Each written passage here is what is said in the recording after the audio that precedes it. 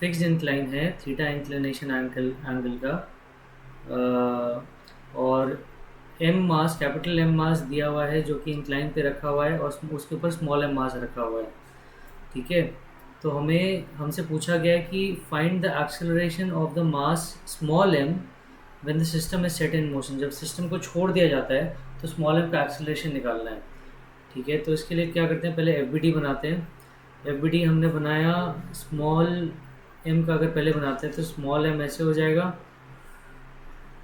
नीचे की तरफ लगेगी एम जी फोर्स और ऊपर की तरफ लगेगी normal force from the capital M mass. और उसके बाद अगर कैपिटल एम का एफ बनाते हैं तो कैसे हो जाएगा, कैपिटल एम का एफ बनाएंगे तो नीचे की तरफ कैपिटल एम जी फोर्स, ऐसे नॉर्मल फ्रॉम द इंक्लाइन, और ऐसे नीचे की तरफ एक नॉर्मल फोर्स जो कि स्मॉल एम से लगेगी वो भी हम लोग ऐड करेंगे।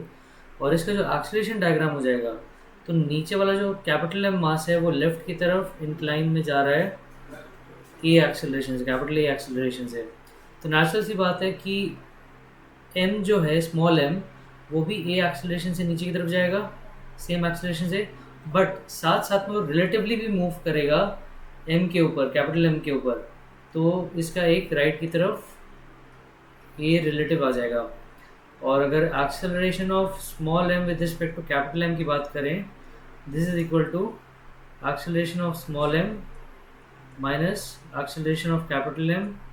तो जो net acceleration of small m निकल के आता है यहाँ से, this is equal to acceleration of m with respect to M, मतलब कि ए रिलेटिव की बात हो रही है, तो a relative plus acceleration of capital M which is capital M. ठीक है, तो ये जो दो हमारे पास एक्सेलरेशन जाएंगी, इनका जो वेक्टर सम होगा that will be our answer. ठीक है, तो चलिए इस क्वेश्चन के लिए हम लोग इक्वेशंस ऑफ मोशन लिख लेते हैं।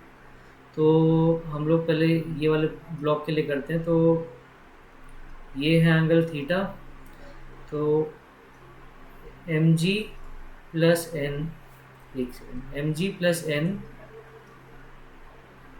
Sign theta is equal to capital M into A. ठीक है, ये हमारी पहली इक्वेशन हो गई।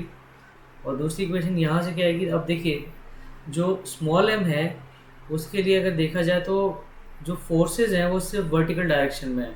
तो फोर्सेस वर्टिकल डायरेक्शन में होने के कारण उसमें जो हॉरिजॉन्टल एक्सेलरेशन होगी वो ज़ीरो हो जाएगी। दैट इम्प्लाइज कि ये वाला एंगल अगर थीटा है तो A cos theta is equal to A R हो जाएगा। ठीक है, कि net acceleration in the horizontal direction is zero, और M G minus N this will be equal to small M into A sine theta. तो ये हमारी दूसरी इक्वेशन आ गई। तो देखिए हमारे पास दो वेरिएबल्स हैं, कैपिटल ए और एन, यहाँ पे भी कैपिटल ए और एन, और दो इक्वेशन हैं, तो इनको जल्दी से सॉल्व कर लेते हैं।